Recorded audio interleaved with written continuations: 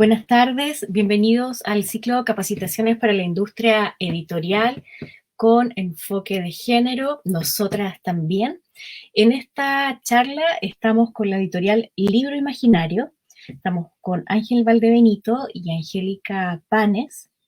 Esta es una editorial dedicada a la producción de libros de amplia codificación visual y táctil, que desde el año 2015 publica libros en braille, tinta, generando formatos accesibles para públicos en situación de discapacidad e históricamente omitidos por el medio editorial. También nos acompaña Francisco Villarroel, quien es intérprete de lengua de señas de AILES, que es la Asociación de Intérpretes de Lenguas de Señas de Valparaíso. Hola Ángel, hola Angélica. Muchas gracias por estar aquí hoy, acompañándonos en este ciclo de capacitaciones y también contándonos este trabajo editorial que ustedes desarrollan ya hace bastante tiempo. Y la primera pregunta que quisiera hacerles es, ¿cómo llegan a los libros braille? ¿Por qué están realizando esta labor que es bastante invisibilizada dentro del ámbito editorial chileno? Hola, buenas. Lo primero es gracias por la invitación a Gladys por abrir este espacio. No quisiera dejar pasar el hecho de que Gladys y em, todos sus proyectos de ferias del libro han sido la primera, quizá la única puerta que se ha abierto para nuestra editorial en el campo editorial de las ediciones independientes, que a pesar de ser muy variado, muy variopinto y de una gran cantidad de editoriales, tiene, al igual que el resto de la sociedad, un poco en el olvido a las personas en situación de discapacidad. Entonces, lo primero que quiero destacar es ese vínculo entre todas las actividades de Gladys y sus ferias y todas sus actividades el espacio que le ha dado a esta editorial Libro Imaginario. Libro Imaginario tiene una historia, como decía Gladys, desde 2015 y una prehistoria que se remonta como alrededor de 2009, cuando con el poeta Ernesto González hicimos un libro, una recopilación de poesía de temática amorosa, que es esta que está acá, por ahí. Fue un proyecto del libro del año 2009. ¿Por qué es el braille? La pregunta era, primero, o sea, la idea era hacer algún proyecto interesante dentro de los proyectos del fondo del libro. Hacer algo que hiciera un aporte, algo que fuera un poco distinto a lo que se hacía, porque había muchas ediciones de libros independientes, de autores jóvenes, en fin, reediciones, traducciones. Como decía, el campo editorial independiente bien variopinto, bien vigoroso por lo demás. Pero buscando qué espacios no estaban cubiertos, encontramos este espacio de los otros tipos de lectores, particularmente los lectores de braille. Es un poco, hasta el día de hoy, es un poco difícil hacerse la idea de que las personas con ceguera o baja visión son también lectores. Entonces, la primera idea, de hecho, si uno le pregunta a alguien, es que la gente con ceguera o baja visión no lee, lo que en el fondo es un error, porque sí leen, solo que los sentidos que usan son distintos. No leen con los ojos, pero sí leen con el tacto. Y esa omisión también se replicaba en el campo editorial. Y presentabas un proyecto y prácticamente no había nada parecido. Lo que había, por ejemplo, era el audiolibro, ¿ya? Que es algo bastante distinto. ¿Ya? Y muy poco, muy poco. Entonces estaba esta realidad de una industria editorial que incluso en su forma más independiente, digamos más contracultural, no tenía estos espacios. O sea, imagínense en los espacios más consolidados, como las grandes cadenas de librerías, las grandes cadenas de editoriales, mucho menos. Entonces hicimos esta antología, una selección de poesía de temática amorosa con autores vivos en el fondo. Había gente joven, gente de otras generaciones, y la edición fue desde la nada, así como se dice, desde sin saber un poco, al tanteo, tanteando un poco qué se podía hacer. Esto es algo bastante común, las iniciativas que tienen que ver con accesibilidad y con proyectos artísticos que se vinculan con las personas en situación de discapacidad, generalmente también parten del mismo desconocimiento que la sociedad en su conjunto tiene respecto de la discapacidad. Es como son unos otros muy difíciles de prefigurar, de verlos, ¿ya? Ese otro que no sé cómo lee, no sé cómo se expresa, no sé si tiene cuál es su cultura o no sé si tiene una cultura. De hecho, la gente no se prefigura que la idea de que las comunidades en situación de discapacidad tienen una cultura propia. Pero sí la tienen, sí tienen sus formas, tienen sus artes, sus saberes, y uno entra desde afuera desde la ignorancia. Entonces ahí fue ese primer intento. Lo hicimos como con un sello de fantasía que le llamamos Guardilla, era un nombre X. Y ese proyecto fue en 2009 y después quedó ahí todo eso. Alrededor del año 2014 ya decidimos con mi amigo Rodrigo Rojas Ángel, que es un amigo que es profesor y que también trabaja en diseño y en tecnologías, decidimos fundar un proyecto editorial y presentar nuevamente algún proyecto al fondo del libro. Y ese primer proyecto fue este que se llamó Las Nieves Eternas, que es un cuento de Baldomero Lillo, que fue traspasado al braille.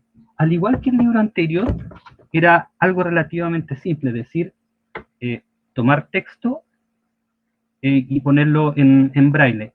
Generalmente la edición es en braille y en tinta, es decir, la misma página que tiene el texto en tinta o una página opuesta o la página opuesta lleva el braille. Entonces es un doble registro. Eso es lo primero.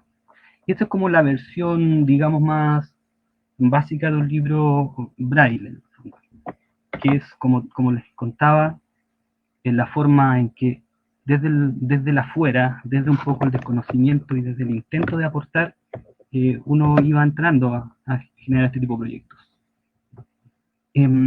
Eso fue ese salió como libro el año 2015. A partir del año 2016 se incorpora Angélica Panes, y ahí se abre una nueva etapa, porque Angélica trae ya todo un bagaje respecto de la enseñanza de literatura, de enseñanza de literatura en colegios, de una mirada del patrimonio, porque eso no lo había dicho. Cuando fundamos la editorial y determinamos qué tipo de libros íbamos a hacer, primero el soporte era libro físico en braille. Ese es el soporte. Y qué temáticas íbamos a abordar o qué contenidos íbamos a poner en esos libros, optamos por patrimonio literario chileno. ¿Ya? Entonces eran libros que rescataban obras del patrimonio literario chileno, ¿ya? Y en braille y en tinta. Esencialmente ese era el producto con que nació esta editorial. Cuando se incorpora Angélica Panes, alrededor del año 2016, empezamos a generar otros proyectos. Ya hay mayor bagaje en términos de literatura, de una selección y de un análisis de los textos a presentar, y el resultado son 2 libros que se hicieron en 2017. El primero, Ternuras y Jugarretas, de Gabriela Mistral en braille para niños, y esto es también edición braille tinta, ¿ya? Y Vicente Huidobro, que fue una selección de poemas y aforismos en braille, también en braille y tinta. Entonces ya se empieza a ampliar el catálogo y ya hay una potente dirección en términos de selección de, del tipo de literatura que se está seleccionando, que se estaba publicando. Luego, ya en 2018 y 2019, llegan dos libros. Angélica se va a explayar un poco más sobre el paso que se da desde estas ediciones a lo que viene después, que es el primer libro, Álbum Braille. Y ella puede explicar con mayor detalle cuál es la idea de este libro, Álbum Braille, pero ya es otro producto, es un producto con imagen táctil, ¿ya? Entonces, tiene otra materialidad, es decir, tiene las hojas en braille, tinta, pero además tiene esta materialidad de la imagen, y la imagen en en un proceso que se llama de papel termoformado, ¿ya? Entonces, en el fondo es un tipo de papel especial, se importa un papel grueso, que se le dibuja un tipo de línea, eso implica todo un trabajo, y que se le somete a calor y genera que las líneas se transformen en relieve. ¿Ya? Eso ya fue un desafío, ahí se incorpora Ángel Cuadrito, artista visual, y Ángel Cuadrito hace el arte de estos libros, las imágenes, ¿ya? Y que significó también todo un cambio, porque Angie nunca había trabajado con esta idea de la imagen táctil. Entonces, era arte visual lo que ella hacía, venía de otras categorías como color, perspectiva, y en el trabajo conjunto que hicimos con Claudia Pérez de Bibliociegos, que son los que nos imprimen a nosotros, eh, fueron delineando un poco la forma, los requisitos que tienen estas imágenes para llevarse a lo táctil. Tienen unas particularidades, ya aquí ya no está el tema del color o la perspectiva, se pierde un poco eso, y lo principal es la silueta, la imagen más fácil de captar con el tacto. Entonces, no sé si se puede apreciar, pero los dibujos son, digamos, sencillos en este sentido. Líneas gruesas, pocas líneas, y que en el fondo la idea ya no es se sale de la idea de lo visual, ¿ya? Entonces ahí se está mostrando, esa es la primera página de imagen táctil de Tenten. Y entonces cambia el foco. Y esto ha sido una pelea también no una pelea, sino que ha sido difícil poner en el campo editorial la idea de un libro que es distinto. Porque una de las cosas que pueden ver ustedes es que estos libros son la encuadernación es en espiral. El tema de que sea la encuadernación en espiral tiene que ver con la comodidad para el lector táctil, ¿ya? Para la persona que lee braille, que en el fondo tiene que abrir esto y que tener a su alcance una superficie sobre la cual desplegar su tacto. Entonces, muchas veces nos decía la gente, escritores o gente incluso del medio editorial independiente, con mucho conocimiento se supone de lo que son las modalidades editoriales, me decía, sí, bonito el libro, pero pucha, qué pena que solo lo hagan con espiral. Para un lector braille el lomo no tiene sentido. ¿Qué sentido puede tener el lomo? El lomo es un limitante para un lector en braille, porque te aprieta el texto, y a la hora de tú leerlo con las manos, se te aprieta, se te dificulta en el fondo. La materialidad del libro tiene que responder a la necesidad del lector, que usa un sentido distinto a la vista, ¿ya? Estas particularidades te responden a la singularidad del lector. No es el lector prefigurado. Ahí uno se da cuenta que el medio editorial es un poco capacitista, ¿no? Como que tiene esta idea de un lector normal, un lector prefigurado que ve. Lo primero, ve y apreciará un tipo de edición donde el color sea atractivo, donde no sé, la hoja sea un color, el tipo de letra. Y cuesta mucho ver la singularidad de otros lectores que funcionan con otros sentidos. Así que eso ha sido una de las aperturas que ha tenido. Creo que ha costado que la gente entienda un poco esto, pero esto es algo bastante obvio para cualquier persona que lea braille, ¿verdad? Entonces, los espacios se han ido abriendo de una manera muy difícil. Es poco, ¿no? No existe, por ejemplo, espacios especiales para libros accesibles en las ferias del libro. Por eso destaco lo que hace Gladys, que siempre nos abre algún espacio para las presentaciones y todo eso. También estuvimos alguna vez en una furia del libro presentando uno de estos libros. Pero cuesta mucho y es muy... no se responde al patrón normal. Los lectores de braille, aparte de tener esta singularidad de su forma de leer, también todos los libros que tienen que ver con accesibilidad son... El público es reducido. Pero es un público reducido, pero quizá muy militante. Es decir, cuando va gente que está muy interesada y va gente que en realidad el libro que tú le entregas le hace mucho sentido. Nosotros estos libros no los vendemos, hasta ahora no los hemos vendido por cada edición, los entregamos de forma gratuita en su mayoría a instituciones, pero la gente que se puede contactar con nosotros se le envía también. En los lanzamientos, en las presentaciones siempre se entregan muchos ejemplares. La gente simplemente nos llena una ficha y se llenan gratis. El costo del libro braille, y que hace que este sea un nicho bien difícil, es altísimo. Y es un costo único.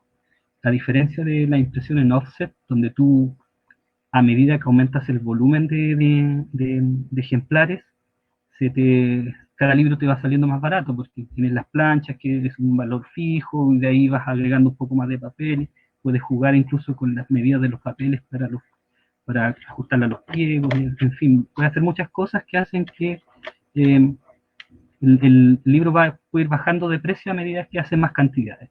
En el caso del braille, el libro braille tiene un valor fijo. Si un libro te sale fabricarlo, solo imprimirlo, por ejemplo, 15.000 pesos, tienes que hacer 200 ejemplares, multiplicas los 15.000 por 200. Eso es fijo. Eso implica que los montos para producir estos libros sean altísimos. Y eso es otra de las cosas que el fondo del libro ha tenido que ir aprendiendo. No quiero jactarme, pero siento que nosotros hemos ido a la par haciendo un poco, nosotros y otras personas que valientemente han presentado proyectos de este tipo, haciendo evolucionar al mismo fondo del libro, a que entienda un poco cuáles son las mecánicas, aunque siempre te encuentras con respuestas realmente disparatadas. Porque un proyecto para un libro braille, no sé, de 200, 300 ejemplares, no baja de los 6, 7 millones. Y cuando las últimas postulaciones que nosotros hacíamos, el límite, el tope era como de 8 millones por edición. Y lo que se repartía a nivel nacional era como para 2 libros, no sé, 3 libros, no sé si me puede corregir ahí. Es decir, para 2 o 3 títulos braille. Entonces, ¿qué hacían? Lo que pasó las últimas veces que nosotros vimos postulaciones al fondo del libro, es que en vez de hacer 2 libros braille, financiaban, no sé, 10 audiolibros. Pero es una categoría totalmente distinta, porque no es lectura en el fondo, es escuchar un audio. Y cuesta entender eso. Incluso la misma gente que está a cargo de evaluar esto, no entiende mucho. Cuando nosotros partimos como editorial 2015, lo que existía, teníamos que postular dentro de una categoría que era general para libros, era como cabía el libro ilustrado, el libro álbum, edición única, colección, en fin, era como libro, no sé si llamaba especial o algo así, pero era una categoría de libros como más especial. Y ahí entraba el libro braille, el libro álbum, libro ilustrado, audiolibro, libro de tela, todo lo que se te ocurra. Y en ese campo de batalla uno tenía que entrar ahí a tratar de... Pero en el fondo era pelear el espacio entre la gente que hacía un libro infantil de tela, con alguien que hacía libros para personas ciegas, con otra persona que hacía el audiolibro, con alguien que quería hacer un libro ilustrado de algún cuento chileno. Era un poco un despelote. Y después se creó una categoría especial para el libro accesible. ¿Ya? Entonces como que íbamos juntos evolucionando, tanto la editorial, los proyectos, y el fondo del libro iba respondiendo también a eso, porque se empezó a demandar más la línea del libro accesible. Pero de todas maneras hay un poco de desconocimiento y te juro que te encuentras con evaluaciones donde te dicen, este libro podrían hacerlo en audio. Es como, no, pues eso es otra cosa, como leer y escuchar un... y esa es una de las problemáticas con que hemos tenido que lidiar. Quería hacer un último alcance respecto a cuál es el campo editorial en que nosotros entramos cuando empezamos a hacer estos libros en 2015 y que creo que todavía sucede. Primero, no existen, salvo esta, no existen editoriales especializadas en braille. Lo que hay es que las mismas instituciones, particularmente los colegios, tienen que funcionar como microeditoriales. Se autopublican, es decir, los libros que necesitan los tienen que ellos mandar a imprimir, a veces tienen máquinas ellos mismos. Entonces, tú vas a un colegio de personas, para personas con ceguera o baja visión, y son, además de colegios, son microeditoriales. Entonces, era un poco raro cuando llegábamos nosotros como una editorial que traía libros. Así como, y eso da una muestra de la desigualdad en que está la base de todo esto, porque todos sabemos, los que trabajamos en colegios, sabemos que cada cierto tiempo te llega la editorial Santillana, Guara, cualquier editorial, con un pack de libros que te los pasa para muestra y todo eso, libro impreso. Pero no existe eso en los otros soportes, las otras modalidades de lectura. Entonces, ese es el campo editorial en que nosotros entramos, un campo editorial donde tú entras a cualquier librería y no hay libro braille. No hay siquiera una forma en que una persona ciega pueda entrar con el bastón siguiendo la huella. No hay nada que sea... Ese lector no existe. Y a ese lector que oficialmente no existe, es que nosotros apuntamos. Gracias, Ángel. Y esta problemática que tú indicas, ¿no?, sobre los soportes y los formatos, apela también a este concepto, la librodiversidad, no solo la bibliodiversidad, ¿no?, que apunta Eric Cherloff, y en una de las clases iniciales de este ciclo de capacitaciones hablaba sobre eso, ¿no?, la diversidad de los libros para la diversidad de lectores también, porque todos leemos de distintas maneras. Y evidencia también, de alguna forma, cómo funciona la industria editorial en Chile, ¿no?, en general. Cuando les dicen estos comentarios, ¿no?, porque no es pobreza de formato, sino que son otros soportes. La normatividad y el exitismo no rigen, ¿no? Ahí se está haciendo un trabajo que tiene que ver con un colectivo, con una visibilización y con generación de derechos culturales para personas que tienen diversidad funcional. Entonces, sumamente importante la labor que ustedes están haciendo, que no es barata, no es sencilla, y más encima está la incomprensión del medio, ¿no?, donde el factor dinero ahí es bien gatillante también. Y quisiera preguntarle a Angélica, hay un concepto, hambre de libro, que lo leí a propósito de la revista Rumbo, donde tú escribiste este texto, ¿no?, sobre los libros Braille y la LIG. La Unión Mundial de Ciegos acuñó este término, hambre de libros, y te voy a citar, ¿no?, ya que se encapsula al lector ciego y se anula la posibilidad de elección, indagación por un amplio campo de libros. Entonces, ahí quisiera poder engarzar eso junto con lo que decía Ángel sobre la labor que tú realizaste al trabajar también en este proyecto Libro Imaginario.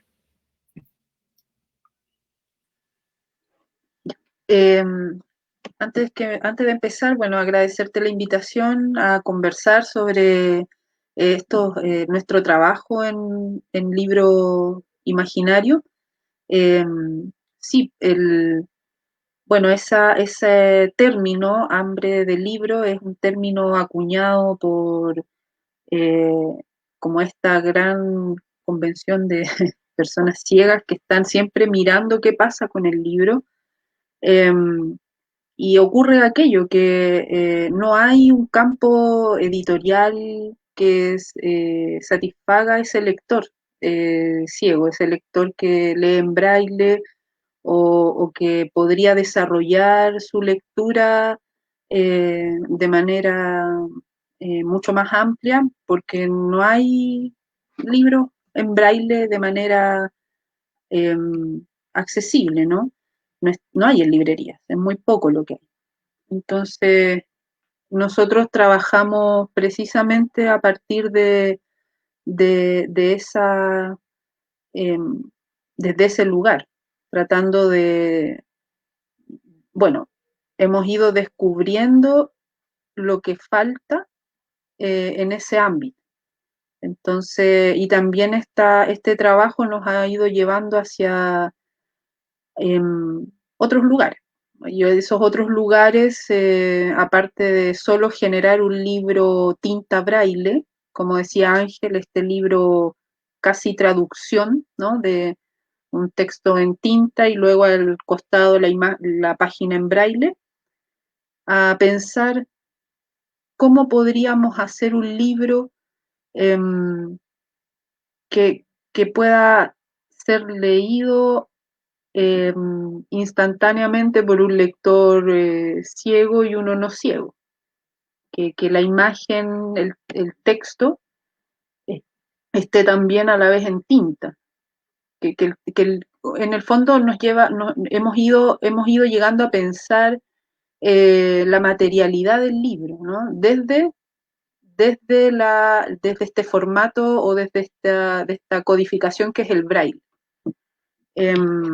Y así es como hemos ido avanzando. También tiene que ver con con una indagación personal que realicé hace un tiempo sobre los libros álbumes o los libros infantiles, que allí donde se trabaja o se tiene mayor conciencia en términos editoriales el formato, ¿no? Que allí se mezcla texto e imagen, que hay más posibilidad de trabajar textura, forma. Entonces, pensamos cómo vincular o cómo unir ese formato y esas posibilidades con un lector que tiene su desarrollada la percepción áptica, ¿no? Como todo lo que percibe lo percibe a través del tacto. Entonces, este libro álbum infantil tradicional tiene esa cualidad, es táctil, eminentemente táctil en algunos casos.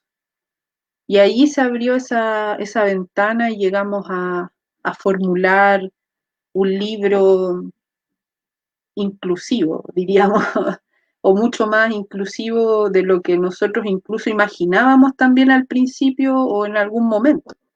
Se abrieron muchas posibilidades ahí.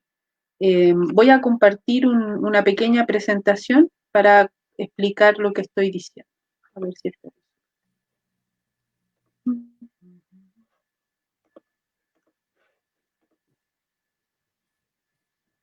Ya. ¿Se ve? Sí, se ve. Allí vemos, bueno, este libro en amplia codificación, que es ya lo último, diríamos, una última fase del libro imaginario. Este libro tiene la particularidad de que mezcla tinta, braille e imagen táctil. Y eso fue un desafío bien grande porque nos llevó a indagar en las técnicas de impresión casi que tenía que tenía Bibliociego, que le estaban llegando a Bibliociego, que es como nuestra impresora, ¿no? Entonces ahí se puede apreciar que el texto en tinta tiene sobre sí mismo el braille. Y eso hace que se pueda leer en doble código a la vez. Y es muy bonito eso, cuando se comparte el texto con gente que es ciega y que ve, no, se lee a la par. Eso es muy entretenido o muy interesante. Entonces fue indagar y buscar maneras de generar un libro que permitiera esta convivencia de muchos lectores a la vez. Y fue así como llegamos a este libro álbum. Hay muy pocas iniciativas en Chile y en Latinoamérica de este tipo de libros.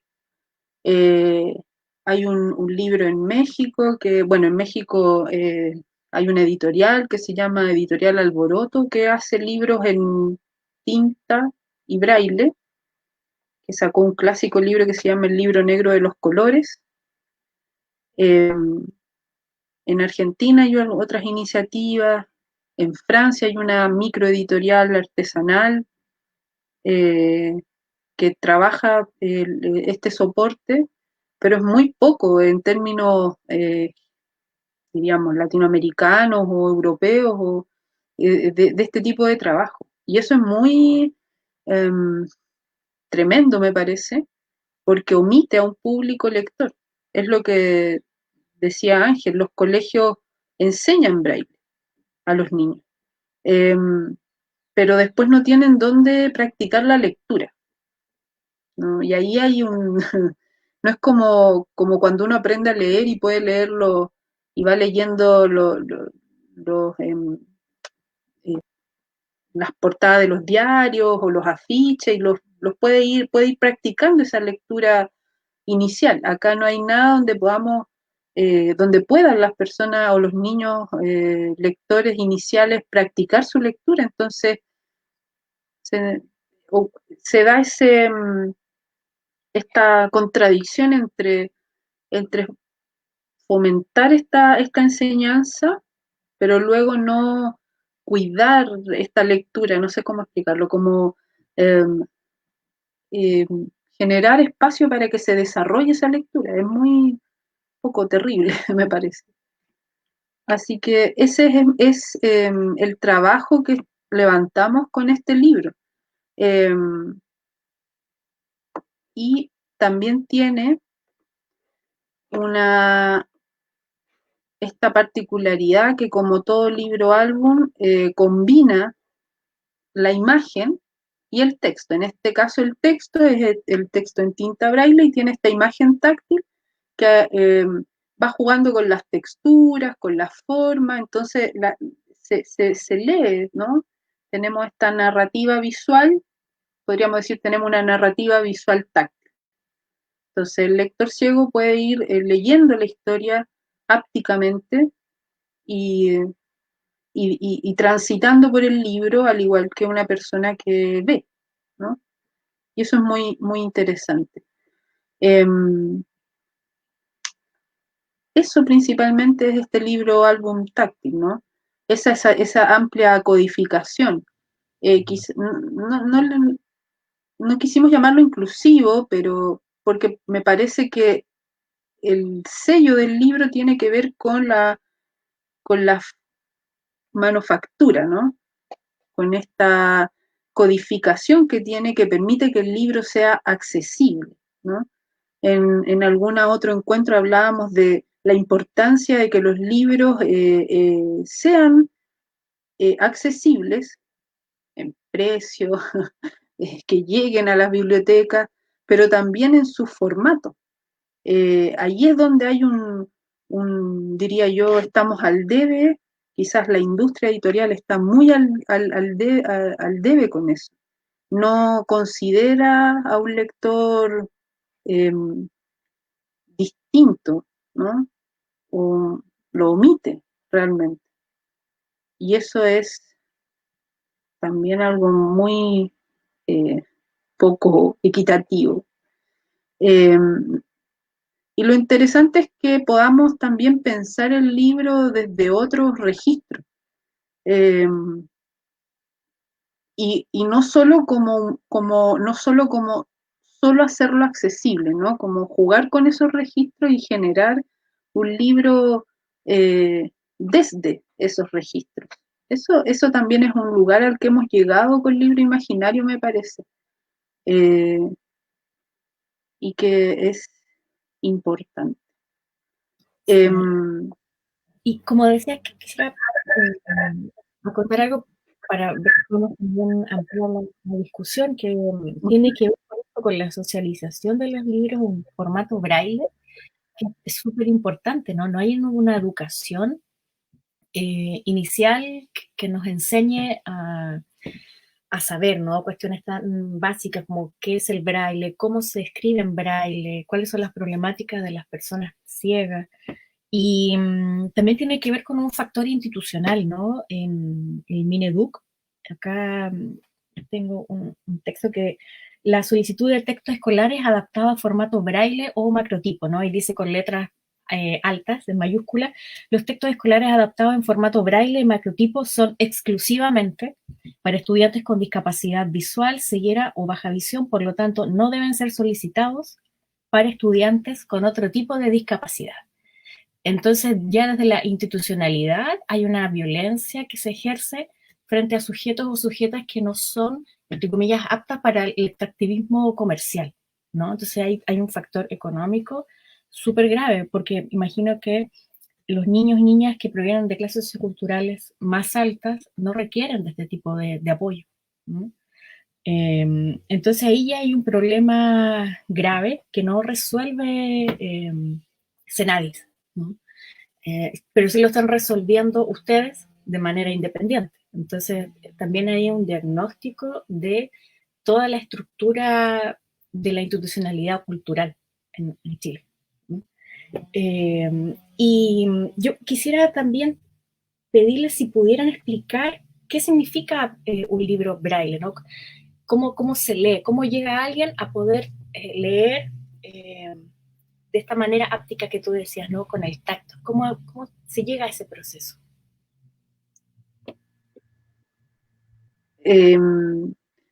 Hay así tal cual nos enseñan a nosotros el código, las letras, las formas, tenemos todo un proceso de apresto inicial antes de leer. Lo mismo ocurre en la educación diferencial, diríamos, y en la educación del braille. Se le enseña a los niños formas, texturas, temperaturas. Hay también un apresto que se les hace y para que reconozcan eh, estas, estas distintas formas, o sea, reconocer el triángulo, el cuadrado, el círculo, etc. Y luego se les enseña el cajetín, que es donde vienen los 6 puntos del código braille, que luego se van a ir combinando por cada letra. Ellos tienen que internalizar esa figura, diríamos, ese cajetín donde vienen los 6 puntitos. Y todo eso es un proceso tal cual aprendemos nosotros las letras del abecedario, en fin. Ellos tienen que internalizar eso hasta poder leerlo en estos pequeños puntos que están en la hoja que van a leer. Es un proceso bien interesante. Eso me lo explicó otra de nuestras nuevas integrantes del libro imaginario que tiene que ver con la educación para niños ciegos. Entonces, hay un proceso de educación, de enseñanza y aprendizaje del braille que requiere eh, ciertos materiales para poder ocurrir y que probablemente, como dice Ángel, las instituciones otorgan esos materiales y el ministerio a las escuelas especiales entregará lo que requiera, pero después no hay más material, más libros para eh, fomentar esa lectura. O entonces ya no es solo ejercitar la lectura para que no se les olvide leer braille, sino que ya después no hay no hay variedad de lectura. Bueno, puedes leer la Biblia en braille hasta el infinito, ¿no? Porque no hay otro libro que leer. Y eso reduce la, la experiencia lectora de una persona.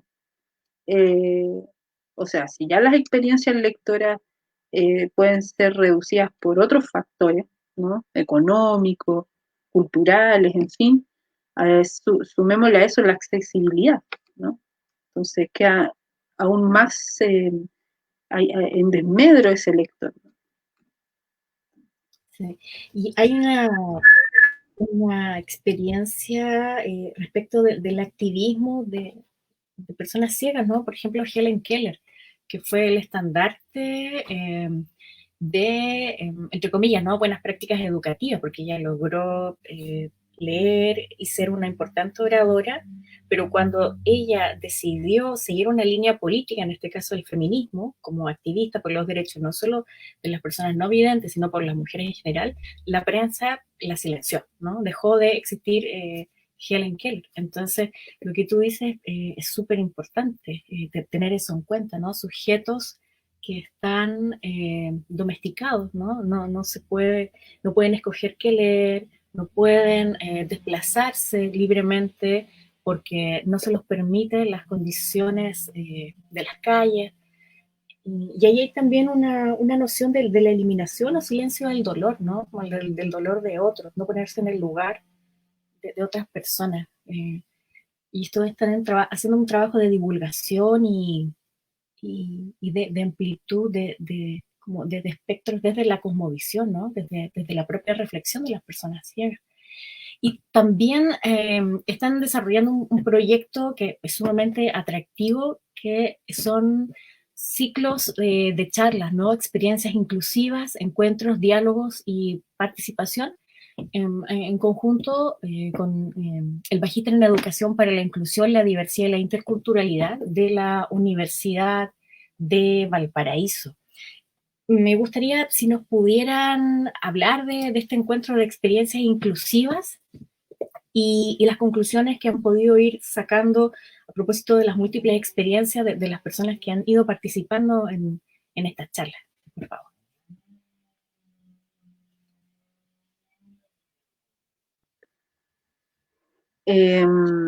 A partir del mismo trabajo en la editorial, nos hemos dado cuenta de lo poco difundido que es el trabajo en el ámbito de la discapacidad, de la situación de discapacidad.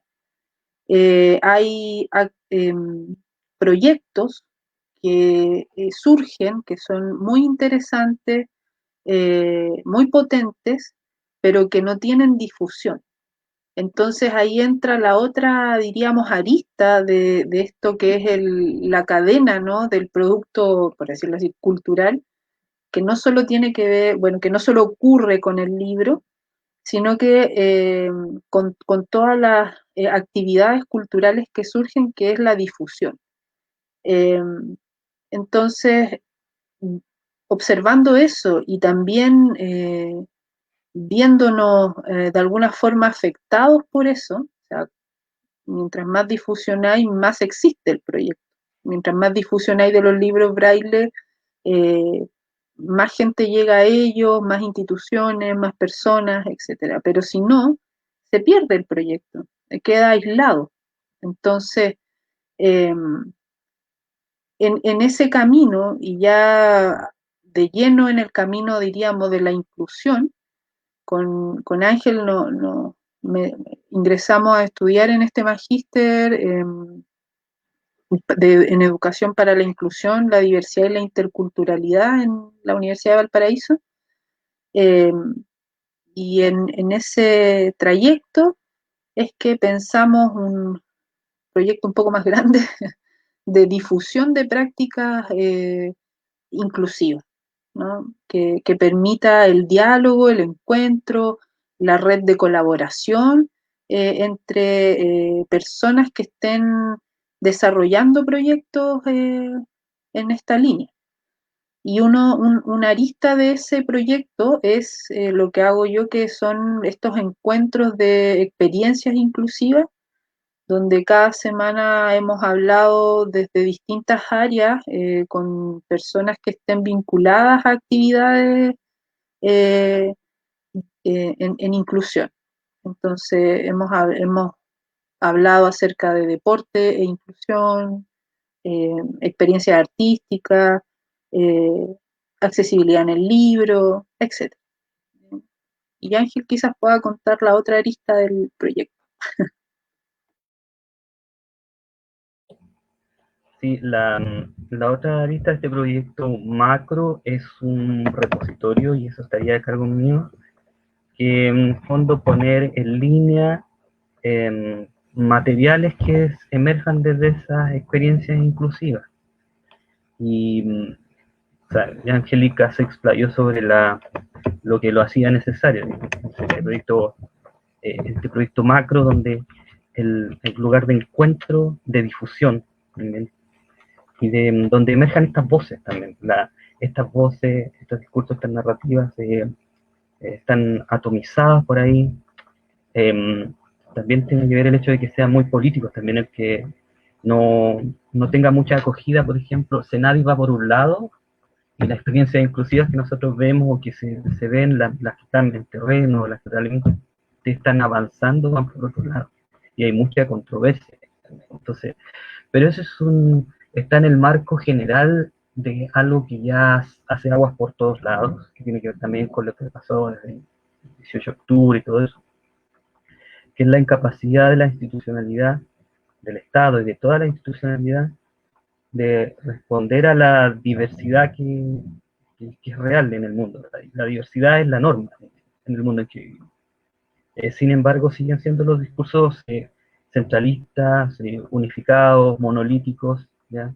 Un tipo de elector, un tipo de votante, un tipo de estudiante, o segmentizar y poner a pelear a los distintos miembros de estos segmentos. Por ejemplo, yo quería también quizá desviarme un poquito para vincular lo que decía Gladys con lo que decía Angélica.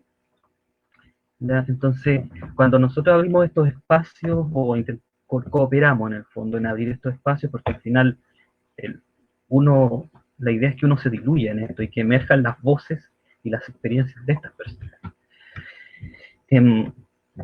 Pero están de alguna manera prefigurados de cierta manera. Por ejemplo, el lector braille el lector braille solo existe como un escolar infantilizado. Ya el adulto no tiene dónde ni qué leer. ¿Ya? Esa es una de las peleas que se da desde la edición del libro en braille, una amplia codificación. Pero es una segmentización y una desconexión que va para ambos lados, porque eso que leía Gladys tuvo respecto al acceso a los libros braille, a los materiales braille solo para las personas con ceguera, obedece a un tema de cómo este Estado subsidiario transforma los derechos en beneficios. Y los beneficios los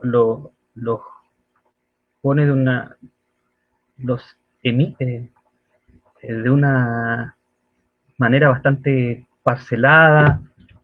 Tienes que cumplir requisitos para acceder a tu derecho básico, tu derecho a la cultura, por ejemplo. Tienes que cumplir requisitos para acceder a tu cultura, tienes que cumplir requisitos para acceder a ayudas técnicas, por ejemplo, para las personas en situación de discapacidad. Postulas a tu derecho. Entonces, hay gente que desde la diversidad funcional está hablando ya más que de lo inclusivo, de lo expansivo. Y creo que el libro Tren y Kaikai responde un poco a ese concepto, ¿ya? No es como que le abrimos un espacio para incluir a aquellos que tienen diversidad funcional, porque cuando uno hace eso, de todas maneras, está operando desde el patrón normal a normal. ¿ya? Entonces hay gente que siente que detecta esa anomalía, o esto de que la inclusión actúa desde el patrón normal a normal, y dicen no, lo que nosotros buscamos es que la cultura sea expansiva, que nos incluya a todos. Lo que Técnica en Calle hace eso, es un libro que puedes leer con la vista, con el tacto en la letra, con el tacto en la imagen. Y ese propicia en el fondo, contribuye a propiciar un encuentro que políticas como la que Gladys citaba tratan de cortar, digamos, tratan de cortar el vínculo entre la persona que ve y la persona que no ve. ¿Ya? Entonces eso, hay institucionalmente, hay una política que contribuye a la incomprensión entre dos culturas.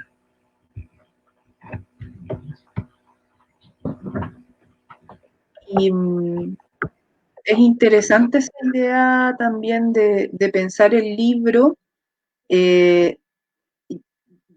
viniendo, como que viene a nosotros lectores visuales, ¿no? Un libro táctil que se piensa desde lo táctil, pero que también puede ser leído por alguien que ve, ¿no? En ese sentido es la idea esta como de expansión, ¿no? No solo vamos a hacer no vamos a hacer la traducción, sino que vamos a pensar el libro desde lo que significa el braille, la imagen táctil, la percepción áptica, y esa experiencia no debe ser exclusiva. Ninguna experiencia me parece que debe ser exclusiva. Cuando hoy se piensa en las escuelas inclusivas, por ejemplo, donde ya están conviviendo un alumno ciego con 39 alumnos que ven. Ahí hay un espacio bien difuso que se está dando en las escuelas que se autodenominan o se llaman inclusivas, ¿no? Y que incorporan estudiantes o sordos, ciegos o con alguna situación de discapacidad. Entonces, también hemos ido pensando en esos espacios difusos de encuentro, donde se intenta como integrar simplemente. Pero ahí un libro como el Tren Tren y Kaikai tiene un valor fundamental porque en ese espacio viene desde el braille hacia los lectores que leen tinta, ¿no? Ya es otra experiencia. Para los estudiantes abre otras posibilidades, ¿no? De pensar lo que tú decías como disparar la empatía, como es un disparador de ponerse en el lugar del único compañero quizá ciego o de baja visión que pueda tener en el curso o en el colegio, ¿no? Como que ahí se abren espacios de mayor comprensión del otro.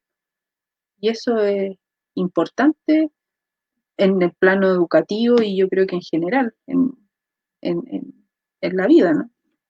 Sí, sí, justamente la importancia de las relaciones interpersonales, ¿no? Porque ya el mismo concepto de inclusión es privativo, ¿no? Como que ya inmediatamente te señala que correspondes a cierto grupo minoritario.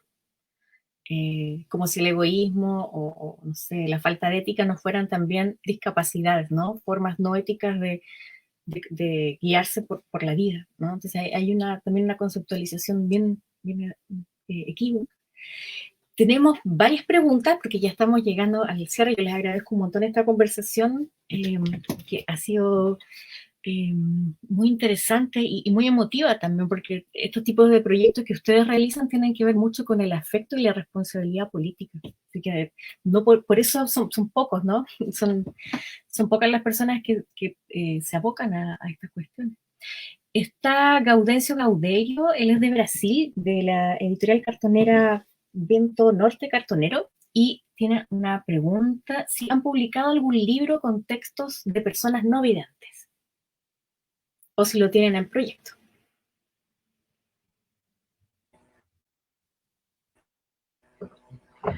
Hasta ahora no, porque la línea con que partió la editorial, como dije en algún momento, tenía que ver con un rescate de patrimonio literario nacional. Sí, está dentro de las proyecciones que tiene la editorial. ¿Ya? Por ahí tenemos conversaciones con alguien ahí que tiene unas décimas, unas cosas así. Pero es el paso siguiente, porque esto es paso a paso, ¿ya? Y Elena Mayorga Marnix tiene otra consulta, ¿sí? Los libros están dirigidos a un grupo etario en especial, dice, porque no veo libros para adultos no videntes.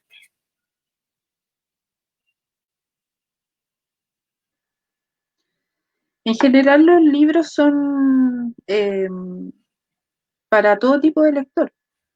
No son exclusivos como de infancia o adultos, porque son, por ejemplo, hay un cuento de Baldomero Lillo, hay dos selecciones de poemas de Gabriela Mistral, una de Vicente Huidobro, eh, y la antología poética eh, amorosa y el Tren Tren y Cai Cai, que si bien tiene imagen táctil y pudiera uno asociarlo inmediatamente como a lo infantil, la verdad es que también puede ser leído por adultos, no es exclusivo, no son libros exclusivos infantiles, son libros de general, para todo tipo para todo lector, de toda edad, perdón, de toda edad. Son lecturas transversales.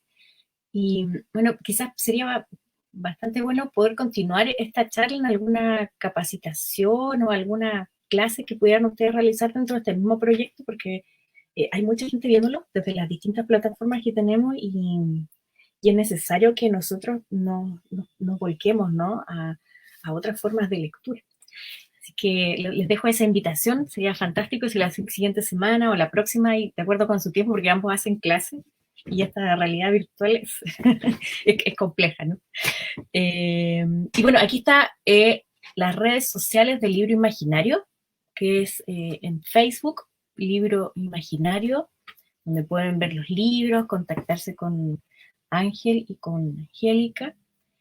También está el Facebook de estas charlas que están realizando, Repositorio Experiencias Inclusivas, para que las personas que están escuchando y viendo puedan participar de estas. Tienen que inscribirse y bueno, ahí en el Facebook está la información.